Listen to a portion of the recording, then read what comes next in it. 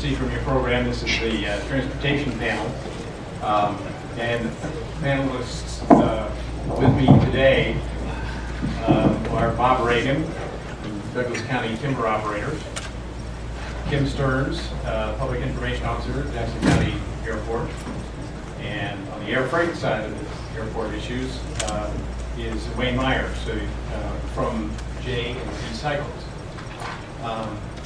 I want to set the sideboards here just a little bit. We've been asked to talk about transportation needs and priorities in Southern Oregon. One element. Another element is how we go about addressing those needs, particularly in terms of garnering more investments to meet our transportation needs in Southern Oregon.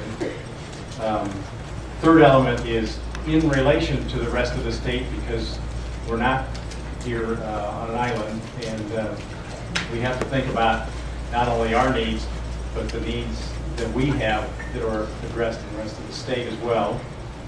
And finally, the other sideboard we have is that we're not to be talking about the highway needs, but the other transportation modes. So this is not a discussion about ODOT, but with my interest in ODOT, I'm on the ODOT Commission.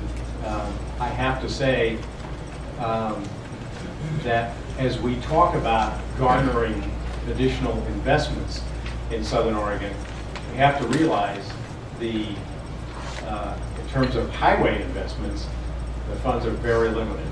We're getting to the point where after we've built the current projects down here, after we finish Fern Valley Interchange and Highway 62, we have to assume that we're not going to be having very many new investments at all.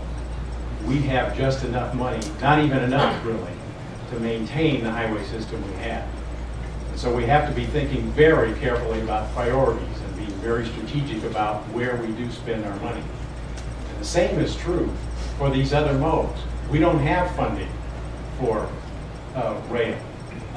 We don't have, for the most part, we don't have a lot of funding for airports. So we're all the modes are in the same boat, another mode, of having to think much more carefully than we ever have in the past about setting priorities and being strategic about using the very limited funds that we do have. So with that little introduction, let's just start in order here. Bob, would you like to begin? Sure. I'm guessing we have about 10 minutes apiece. Is that kind of the way it works? All right, well, give us the high sign on that, will you? Thank you for inviting me. I represent the Douglas Timber Operators. There's no county in our title. We represent the timber industry in Lane, Douglas, and Coos County, which is actually the backbone of the industry in the state of Oregon. We have 140 members. My expertise is like Ken Winke's. I'm a timber guy. I learned all about railroads starting in 2007 when Rail America and Corp shut down the Coos line, and shortly after that they shut down the Siskiyou line. Since then I know about the Surface Transportation Board, alternative petitions for service, feeder line applications, and all kinds of things that exist in the rail transportation business that most people don't know about. So now I'm an expert in that, and I did it all in 5 years. Anyway, what I want to do is explain to you why rail is important to the Bedford Rogue River Basin. A little history on Rail America, Corp, and why the curtailment of service occurred, and then where we are with our grant applications, which we have been highly successful at, and I'm pleased to report. I got this position of being a rail expert appointed to me by Alan Ford. Alan is the Chief Executive Officer and Principal Owner of Roadbrook Forest Products, which is the largest producer of forest products on the rail line that ships between here and Eugene. When Corp, Rail America, shut down the lines, he recognized that there were a whole bunch of interests involved in being negatively impacted by that closure, and he asked me to put together a coalition to basically do the lobbying work, that bad word, to get service restored. At one point in time, I had about 90 people on my email list. I had all the Chamber of Commerce's impacted in the cities on both lines, county commissioners, everybody was supportive. It's quite frankly, it was a fun issue because nobody really liked the railroad, especially after they shut you down. And the governor, Senator Wyden Merkley, Congressman DeFazio, Walden, it was a common ground for everybody. And so in that regard, it was a fun project, but it was a challenging one. In 2005, 55,000 rail cars were shipped on the line connecting Ashland to Eugene. 55,000 rail cars. That's equivalent to 150,000 truckloads of material between Ashland and Eugene. Connecting the facilities in Medford, Grants Pass, Glendale, Riddle, and Roseburg, and 77% of those cars were of forest products, primarily lumber and plywood. Oregon is the #1 producer of lumber and plywood in the United States. The second state that produces almost as much as we do is the state of Washington. Between the two of us, Oregon and Washington, we ship products all over this country.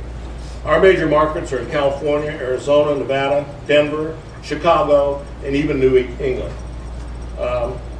Because of the mass of the country, truck transportation to provide those products to our markets is not realistic. Basically, the effective distance for trucks is about 500 miles. But when you go beyond that, you really need a different mode of transportation, and obviously rail is the solution, and it has been for years, and it will continue to be. Fuel efficiency is important. Oh shoot, 5 minutes? All right, fuel efficiency is important. We can move a ton of freight 413 miles on 1 gallon apiece. So it compares very, very favorably to trucks. Basically, what I need to say about Rail America and Cork was it was a takeover that was planned. It was takeover that started with Southern Pacific Railroad, who owned all the rail at one point in time in this part of the country, getting rid of the short feeder lines because they were capable of running a big business, but not really the small business. They sold off those small lines, and initially our service improved dramatically. And then, of course, it went downhill when Rail America took over. They weren't railroad people. They're an investment company, and they acquired short lines all over the country. And basically, their model was to present a large asset base that would be favorable for some hedge fund to buy, which happened in 2007. The name of the hedge fund was Fortress. They bought the line. They issued instructions to shut down every short line that was not profitable. And of course, Coos Bay was one of those, and another one was Siskiyou Summit. And to sell the assets. That was the second part of the business model, sell the assets. And that's exactly what Rail America had planned to do with the Port of Coos Bay, stepping in and basically forced the purchase of that line away from Rail America. Let's see, I'm not getting too well on all that history. You don't need to know more about that. Basically, after a long legal battle, millions of dollars were spent legal fees, forcing Rail America to turn on the Coos Bay line and for us to take over the Siskiyou line. After a long struggle, Rail America recognized that they weren't making progress with us, so they put a new manager in place in Roseburg, one who was interested in running the business. And as a result, we got together in the fall of 2011, put together a strategy to go after 2 grant applications. One, to fix 4 tunnels in the Glendale area to allow the passage of high-capacity cars. New cars being built today are taller than the old ones, and the tunnels that were built on this segment of the railroad in 1880 weren't designed for those cars. And so we have to notch those tunnels, make them about 2 feet higher, and then we'll be able to handle bigger cars, bigger payloads, lower transportation costs to everybody in the road basin who uses the rail line. The other thing we decided to do was file an application. That grant was for $5.7 million. Cork filed the application. I believe it was number 2, rated by ODOT. and the Oregon Transportation Committee, and we were awarded that grant last summer. The other grant we applied for is a Tiger Grant, which is a federal grant, federal program, $800 million, a large part of money available to every state in the union, heavy competition. We hired a legal firm out of Washington, D.C., filed the application for about $10 million, and we're awarded that grant. So we got 2 grants awarded to us last year. The projects fixing the tunnels, refurbishing the Siskiyou line. The Siskiyou line includes major work on one of the tunnels up there that had a fire in it years ago that closed the line down. It wasn't properly refurbished at that point in time, so more work needs to be done. But we also need to do steel and ties on that line also. Both of those projects will start this spring. They will be managed by ODOT. Arthur Anderson, who has an office in the Medford area, I know he's here today. I have a minute to finish this up. Has been instrumental in helping us. The governor was very helpful, obviously. Senator Wyden's, Congressman DeFazio, who both have connections to transportation issues in Congress. We have both those grants in place. We'll start the tunnels this spring. We'll start the Siskiyou Summit this spring, and we hope to have the tunnels finished this fall, and the Siskiyou Summit reopened by the end of 2014. And it's been a really interesting ride. I know a lot about railroads, and if you want to know more about it, you can ask me later. Thanks.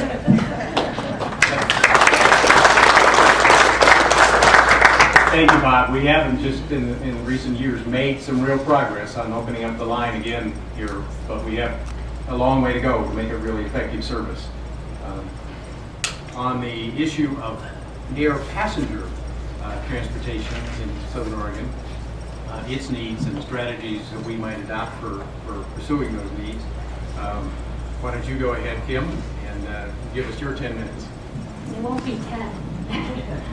I'm Kim Stearns. I'm with the Jackson County Airport Authority. I've been with Jackson County Airport for just about 16 years.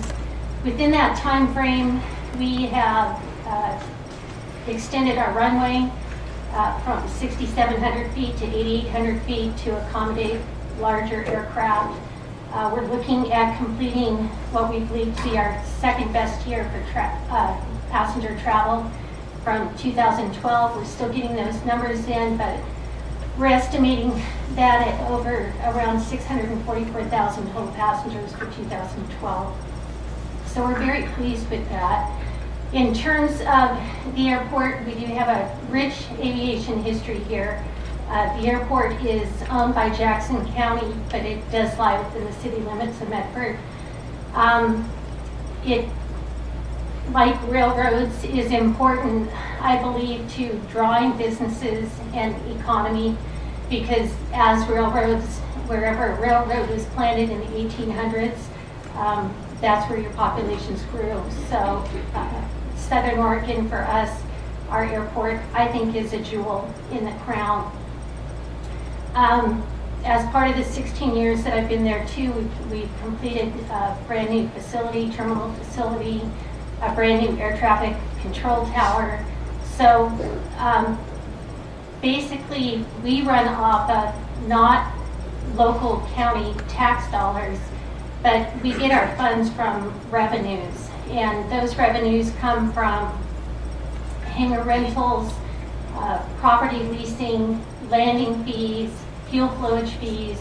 So it's not based on local tax dollars. We also look to the federal government, which we all know has been a little shaky.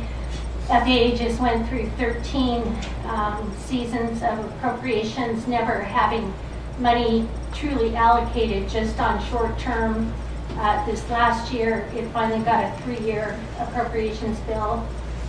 So it's given us a little more stability in that respect to plan and to move forward. So what we're doing as an airport with that is we are overlaying or rehabilitating the runway that we put in, I believe it was 2001. We're taking our crosswind runway and we're turning that into a taxiway. It won't be a crosswind runway any longer. We're working on our master plan, getting that updated. Airports do, that's kind of our footprint, is our 20-year master plan. And we're looking to wrap up the renewal of that master plan this year. As far as operating, we can't always depend on passenger facility charges and that kind of thing, so we try to diversify. We do have property that we lease. We have Frito-Lay is a company that it's not directly affiliated with the runway, but it is airport-owned property that we lease. We have KC-97. I know that sounds kind of small potatoes, but it's a conference space, so we lease conference space. We look to our passenger facility charges as part of our revenue base, so passenger growth is important to us. We do attend small airport conferences to try to stay competitive with airports in the surrounding area and look at new air service that is going to meet the demographic need in our region. We recently lowered landing fees to stay competitive with the airports that would potentially be our competitors like Eugene or Portland, and that's been beneficial to us. It helps us maintain the air service that we have and allows us to compete for future air service. So, I think that's it. Okay.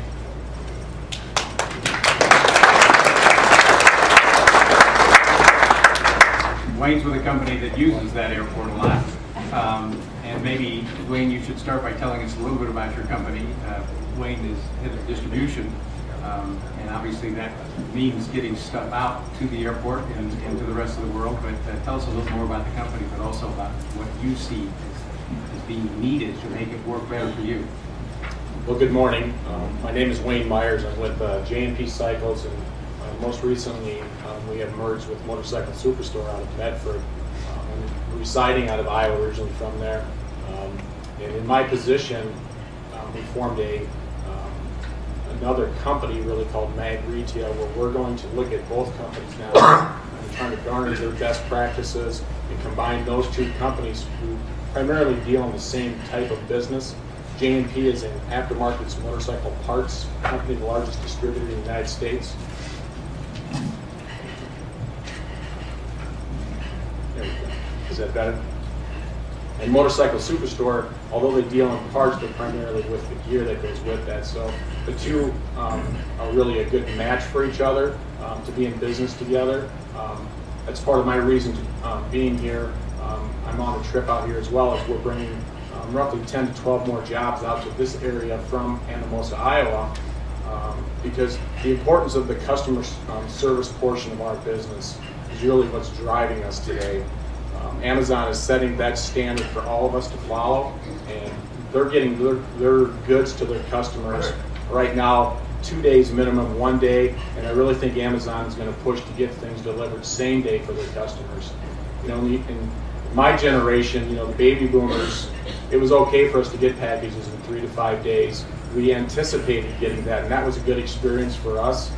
The new generation goes online. They want to get that product as soon as they see it online, and the next day when they're happy and it's at their door, our studies have shown they're more apt to reorder because of that good experience. And that's where the air freight comes into you know, the service for this area. We utilize it quite a bit, obviously, for our business because of our web. Our business has changed in the last 4 years from about 30% of our business being on the web to just last month it was 58% on the web. So we understand where it's going and what those needs are. It also helps with the air freight companies, especially smaller companies, to not have such a burden on their own inventory, which helps us as well. If our customers want it just in time, as a distributor, we want it just in time too. It frees up cash for us to do other things with that. So I can't speak professionally on what the needs are here, but I do know where the industry is going, and would certainly encourage all of you to take a look at what those needs are at the airport in getting those businesses here. You know, Amazon has moved to where they think they can get across the United States in 1 day or less. And UPS is kind of following them around. We currently use UPS for ground service and air, but we also use OnTrack in this area as a ground service. They're getting us to our customer in 1 day as well. So those are things that we're looking at. And I guess when you look at the amount of business that we do in packages, it may seem almost crazy, but an average day for the two companies combined is shipping over 10,000 packages out of their buildings. During peak season, we're going to jump up to around 18,000 packages per day that are heading either onto a UPS truck or onto a plane to get to one of our customers. And we really want to move towards, right now, getting to a 2-day service. And in the meantime, part of our competition, Amazon, is already getting to 1 day. So you can understand the importance as we move ahead to keep pushing for that air freight in this area as well. Thank you.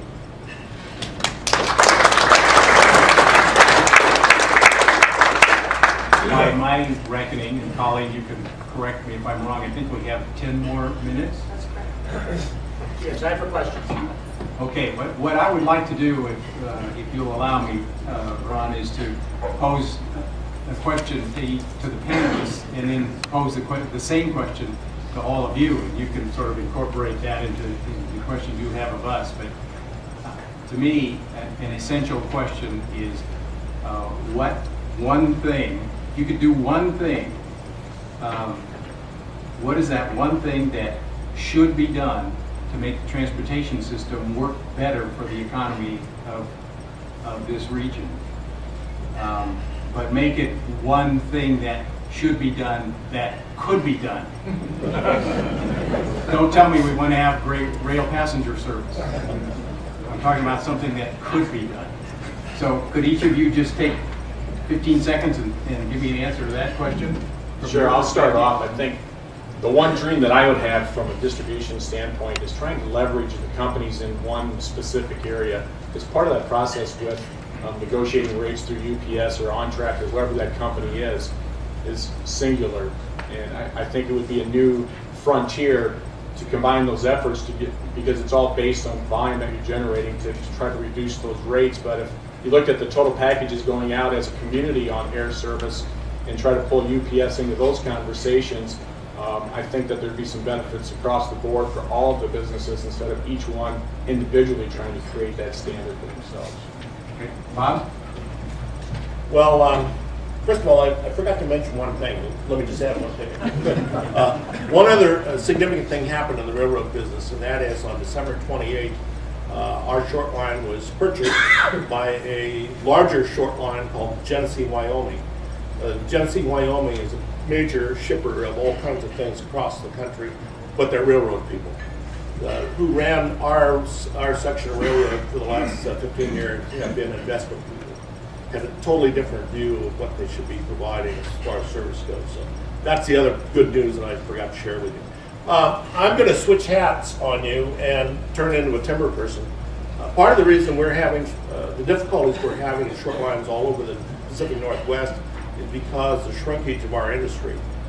Coos Bay, for example, at one point in time had the International Paper Mill, a large sawmill in Gardner, big Weyerhaeuser mill in Coos Bay. Half of the shipments that used to go out of the Coos Bay region years ago are gone. The same is true in the Bedford Basin. I did a recent study on what the industry looks like today versus what it looked like 15 years ago. You've lost half of your industry down here in this basin. You're running out of your 15 seconds. Hurry up. And the answer is going to come up with Ken Winke and Jeff Griffin in their panel.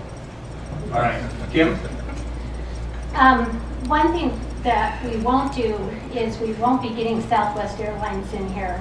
So that's a question we get quite often, and it's based on population and demand. As an airport, I would say I think a lot of the frustration for our passengers are the prop aircraft that we still have operating out of the airport. They would like to see more jet aircraft come in. That it would be an airline call that utilizes that fleet of equipment. And the downside of that when we get the larger aircraft, then we lose our scheduling. So there's trade-offs. Overall, I think at the airport, we're healthy. We're moving into solar energy with some canopies out at the airport that were installed last year.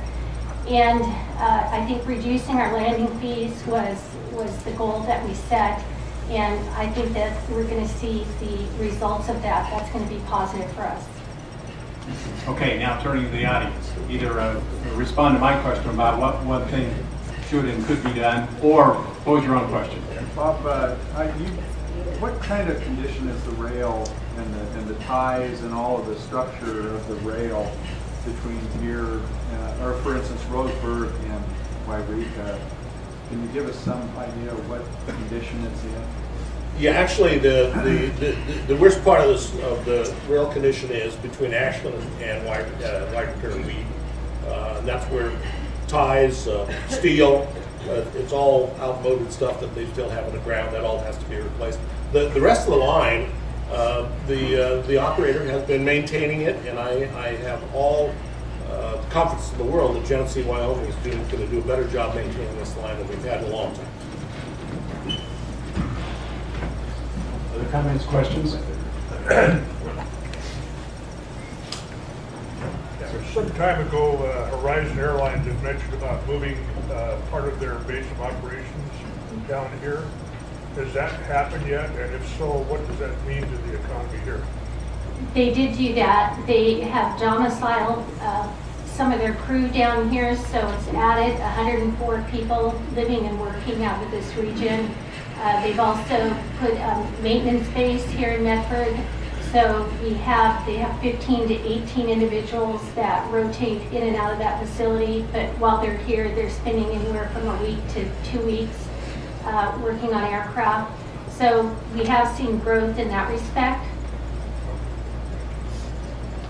Back to Commissioner Long, this is a question. Insofar as all of these modes compete for similar funds, and we already know the answer to this. The good news for our region is that the department has developed really a comprehensive strategy for leveraging those interests for those scarce funds. The question that I would have is, will that become more robust to where they'll look for these public-private partnerships along with all of the freight modes to try and extend the utility of those scarce funds? I guess that question is about ODOT's thinking and strategy, and the answer is yes.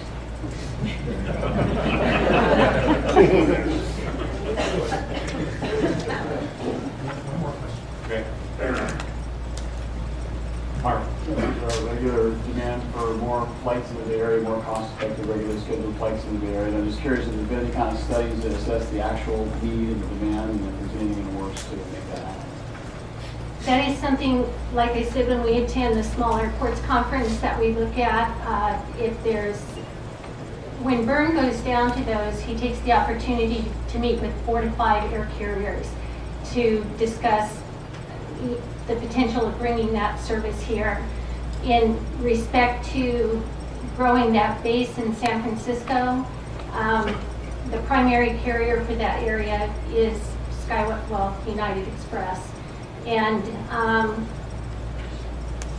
we're capable of doing it at our end. I don't know that the demand is there yet. That's going to fill that.